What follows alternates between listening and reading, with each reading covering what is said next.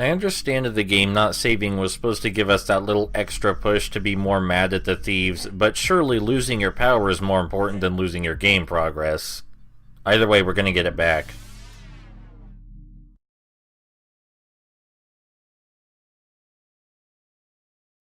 Iota is a 2D platformer with a very simplistic 3D art style. I think it looks clean, looks nice. The main mechanic in Iota is that we can switch our polarity between red and blue in order to absorb red or blue bullets. In case you're worried about offending the developers by saying this seems like Ikaruga, don't worry, they themselves compared it to Ikaruga, so there you have it. The switch happens as soon as we press the button. It's instantaneous, meaning you can switch between colors as quickly as you tap the button. However, there aren't actually any puzzles in this game that necessitate excessively rapid switching. It's all very mild. The stage finishes after we collect all of these smaller orbs and the Iota spawns. Grabbing the Iota clears the level. There's no ranking system or anything.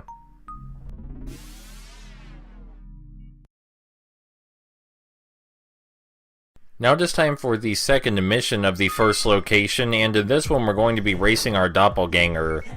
This is an excellent excuse to talk about our dash. We can dash mid-air or across the ground by pressing the right trigger, though it does use our battery, which you can see up there toward the upper center of the screen. It enables us to move much faster than our doppelganger, and it will be essential to platforming later in the game. The battery refills quickly, so most of the time it doesn't stop you from making rapid jumps, and only stops you from making ridiculously long jumps. Now we can move on to the second location, Elbows First, which, well, I'm sure you can guess what it is based on the mechanic I just told you about. Yep, this location is all about exploring the dash mechanic and introduces us to jumps that we couldn't make without it. We also see some enemies for the first time. The enemies can also be destroyed by our dash, but only if we're currently the same color as them. If we're the opposite color, we will actually die upon touching them, so we need to watch out for that. In addition, when the enemies attack us, they are capable of turning black and white, and we have no counter to that. They will destroy us if they touch us while they're black and white. So when that happens, our only choice is to evade them.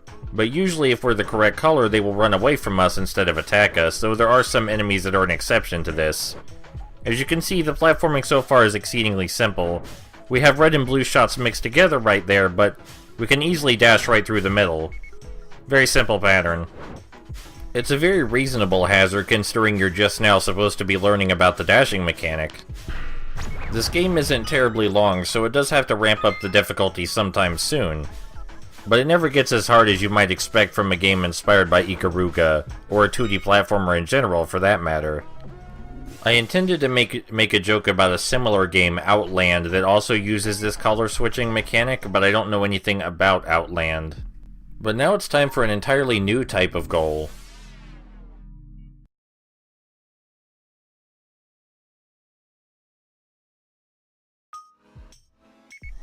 Our goal this time is simply to destroy all of the thieves in the level. This goal is going to be the most difficult as we move through the game, far more difficult than racing our doppelganger, and far more difficult than the basic levels where we simply need to collect all the dots. Fighting the enemies can actually be really hazardous when combined with platforming, or when several different enemies are mixed together. However, as this is the first time we're tasked with destroying enemies, it is kind of easy. And so far we fought only enemies that are destroyed in a single hit, but up ahead we'll find a new enemy type. This guy, after he's hit, will charge at us, so we need to evade him before striking again. If he hits us while he charges, no matter what color we are, we will die. So the only choice there is to get out of his way.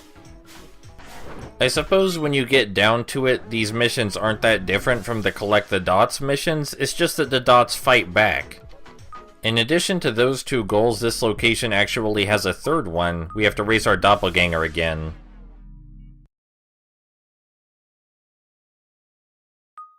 We should be familiar with the layout of the level by this point, so it won't be too bad.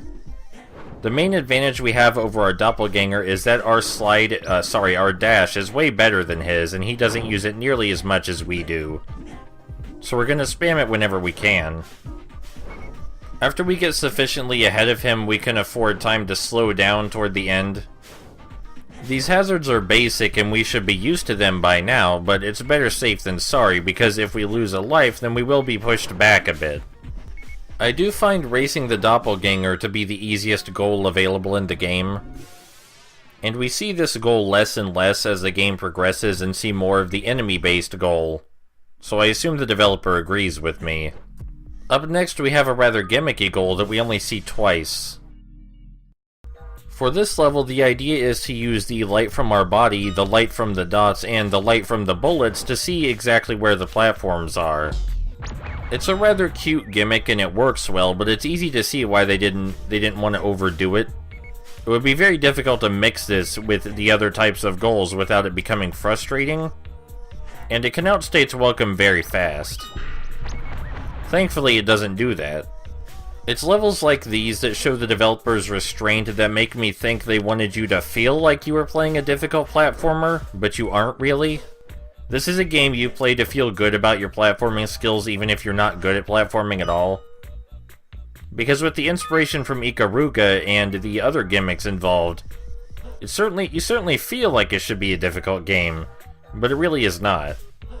Especially with these dark levels are cake.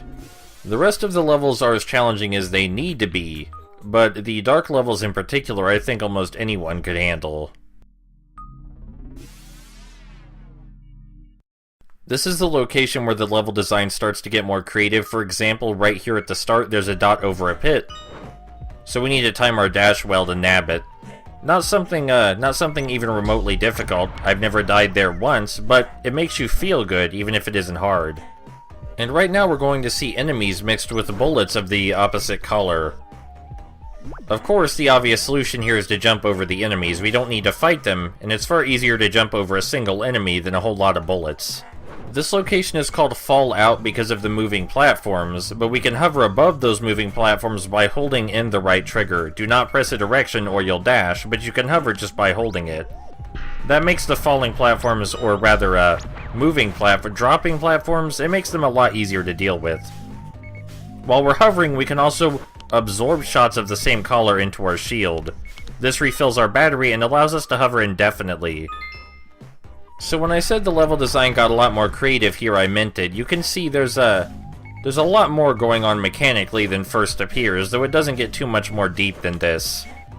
Absorbing the shots into our hover shield is definitely one of my favorite things, though. Oddly enough, we weren't supposed to learn about those mechanics yet. We weren't supposed to learn about the hover shield or about absorbing bullets into the hover shield. The game didn't want us to know about that until later.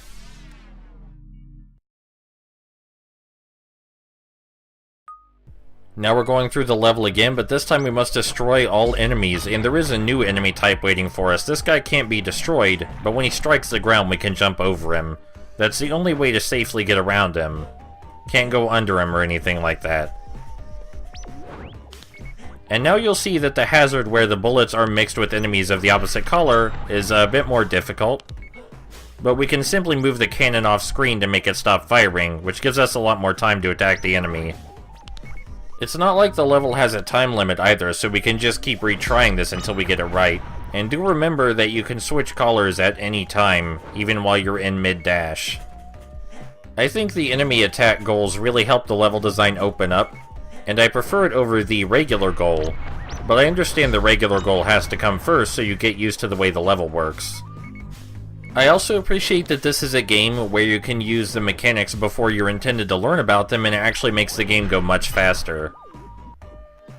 Cutscene took us away from that guy mid-attack, but fortunately it resumes us in the same spot, and he doesn't destroy us during the cutscene.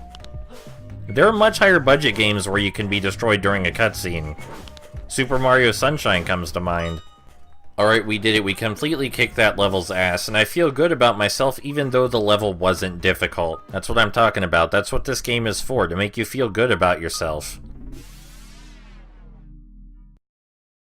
It's time to face off against our doppelganger again, and this may be the last time we race him, though I'm not entirely sure. Either way, he doesn't know what he's getting into. He is far too weak, and we are far too strong. That head start will not help him. He does cheat toward the end of the level, but even that doesn't help. By cheat, I mean he learns how to dash infinitely spontaneously. Right here, he just dashes all over these pits. without stopping once. What a big-ass cheater. And he shouldn't be ashamed because he's cheating. He should be ashamed because he's cheating and he still loses. He loses big time. Guy really sucks at his job. Oh, look, an eclipse. I could make a contemporary joke. I could make a joke about eclipses right now. Boy, those eclipses, they sure are a thing with the rotating and whatnot. I fucking nailed it. So this is the level where we were meant to learn about the hover mechanic. To stop ourselves from running into these spike balls, of course. In case you haven't already noticed, using the hover mechanic does drain our battery, just as dashing does. Fortunately, the already addressed absorption mechanic is a good counter to this. The trick with this level in particular is learning when to let go of the hover button. In many of the other hover-focused levels, the platforming is primarily horizontal, which means that you don't really need to let go of the hover button. You can just dash left and right and keep the right trigger held down the whole time for when you stop. It feels a lot more fluid than this as well, but I'm not sure if this was meant to be more difficult. Maybe. That was a complete accident. So, we're meant to dash right under these spike balls to grab the Iota. Thankfully, we had invincibility frames, which made it a little bit easier. Oh wait, I just remembered I was wrong. We do race our doppelganger again, and it's in this very location.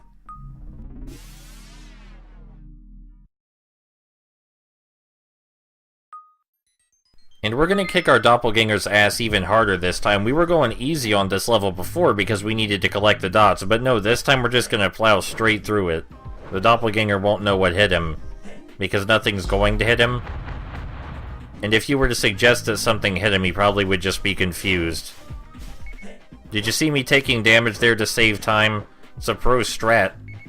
I recommend using that in real life, but please don't. I don't want to get sued.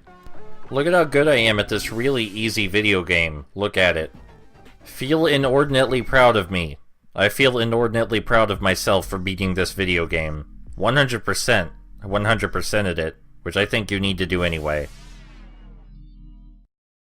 Welcome to another level about hovering. This one mixes in some falling platforms and a new enemy type.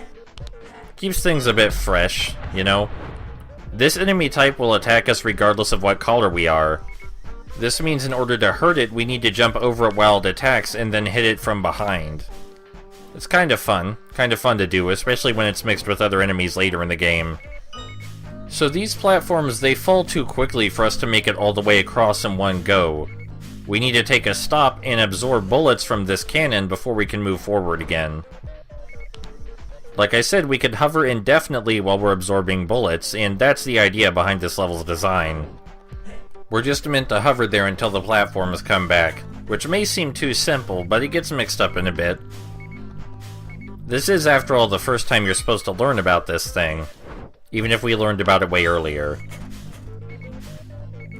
And you know, there is a bit of a rush hurrying from one cannon to another before the platforms fall out. And right up ahead, we're meant to descend vertically, but it's ironically not nearly as hard as the previous location because we can absorb bullets on our way down. So we don't need to time our descent nearly as well. But there you have it. You know what the hover mechanic can do. Now they just want to stress it a little bit more. And I do mean just a little bit more. To say this game fully explores its mechanics would not be an accurate statement. It just explores them enough. As soon as this level starts, we are assaulted by that new enemy type, which can be a bit of a nasty surprise if you're not ready for it. In addition to placing new enemies around, this mission changes up the level design quite significantly as well and includes the hardest hazard in the game. That one being right up here. I've never successfully made it through this hazard. If I would have just pressed the switch button a bit later, I would have. But there are extra lives for a reason. You have one extra life as the level starts, and a couple of others spawn randomly throughout the level. But that one extra life is usually enough. If you remember, the original idea with this level was to stop in the middle of these falling platforms and absorb bullets. That's still the idea, but now the cannon changes the color of shot. So you have to keep your eyes glued to the screen. The cannons do rotate between the shots predictably, so it's not like they're going to fire 3 red shots and then 1 blue shot or anything like that. It just goes red, blue, red, blue. So after you figure out what's going on, it should be an easy level, assuming you can actually make it to the cannons in time.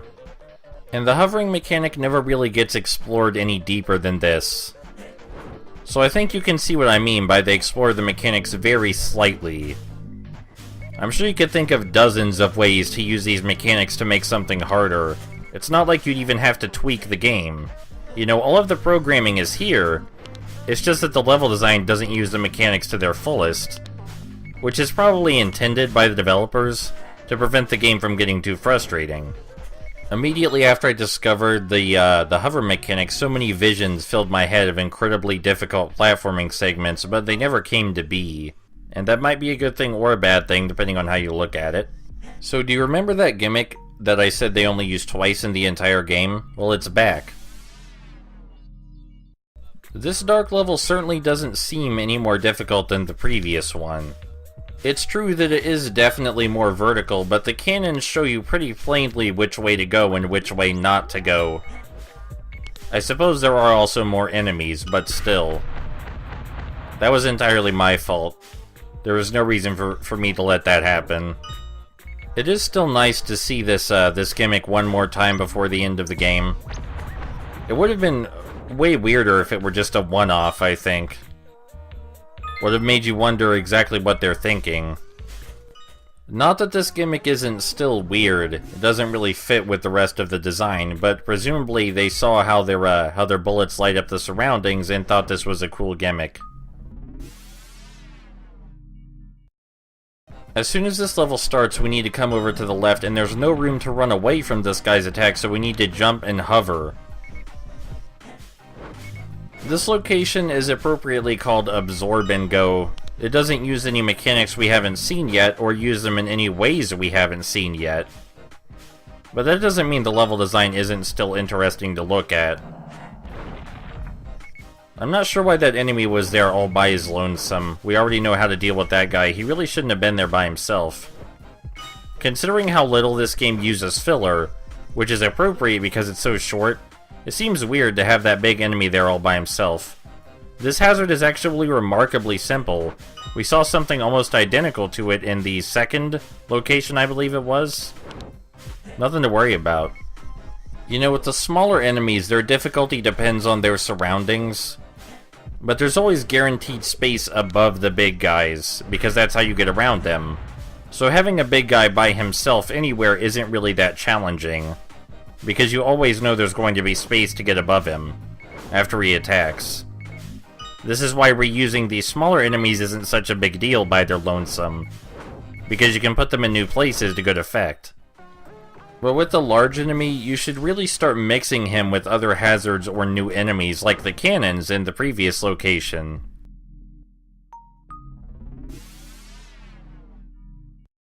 Alright, so the game is starting to wind down a bit. By wind down, I mean it's starting to wind up to its conclusion, but you can tell they're almost done here. They could make the game design way more difficult with the pieces they have, but it's very obvious that they choose not to. So the game is clearly nearing its end. The only thing of particular difficulty in this level is that we need to platform past some spike balls, which we haven't seen in quite a while. But the timing is really lenient. It's a simple hazard, and you can figure out what to do just by watching their pattern a couple of times. The game will ask us to do it again while hovering up here right before we grab the Iota, but it's not really any more difficult. I assume it's just meant to look it. Still, it is somewhat more challenging than its counterpart. And I think that was the penultimate location, so the next one should be the last location in the game? If I'm correct, yes, it is. This location is called All Together now because, well, it's all of the mechanics put together. Which you might have been able to guess from the name. The name actually made me feel a little good about the developer. Iota's a good game. It's short and doesn't live up to its full potential, but that's definitely by design, by restraint on the part of the developer. They understood how their mechanics worked, they presumably just didn't want to make the game too frustrating. But this game is enjoyable, it's creative, and it's so short that you could probably replay it again every so often without too much hassle. It's not like it's too hard either. I would say this is a more creative equivalent to games like Mighty Morphin Power Rangers on the Super Nintendo. Or Run Saber, for that matter. Perhaps I'm not giving this game enough credit. It is more difficult than both of those, but it is short, and I think almost anyone could handle it, just with a bit of practice. Of course, you also can't cheese this game out the same way you can cheese out Run Saber or Mighty Morphin Power Rangers, but it fills that same niche. It's really short and easy to replay. Anyway, I'm going to be quiet and let you enjoy the final level all by itself. I'll see you next time.